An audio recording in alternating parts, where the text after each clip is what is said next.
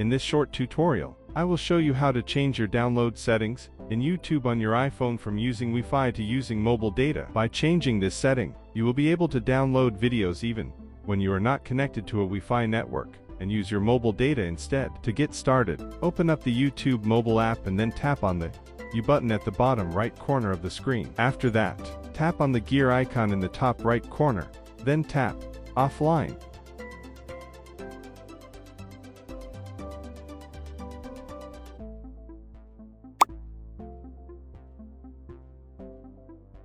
Once you are on this page, you'll see an option called Download over Wi-Fi Only. Simply toggle off the switch next to that option. Now you can easily download videos using your mobile data without needing Wi-Fi. So that wraps up this tutorial. If you have any questions about this whole process, please let me know in the comments section below. If this video helped you out, please give it a big thumbs up, and subscribe to this channel for more tutorial videos like this one. Thank you so much for watching, and have a good day.